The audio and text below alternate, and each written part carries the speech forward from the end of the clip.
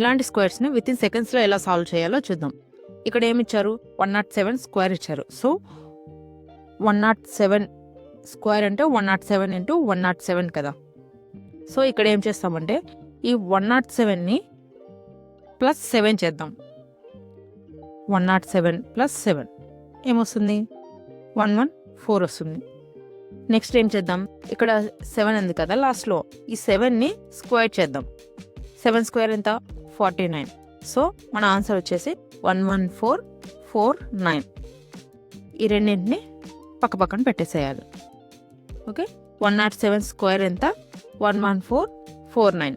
Okay, next same ఇది కూడా అలానే 102 స్క్వేర్, 102 ఇంటూ 102, 102 ప్లస్ 2 లాస్ట్లో ఏముంటే అది ఏమొస్తుంది, 104. నెక్స్ట్ 2ని స్క్వేర్ చేస్తే 2 square equals to 4. So answer వచ్చేసి 104. ఇక్కడ సింగిల్ డిజిట్ ఉంది కాబట్టి మనం డబుల్ డిజిట్ చేయడానికి 04 పెట్టుకో.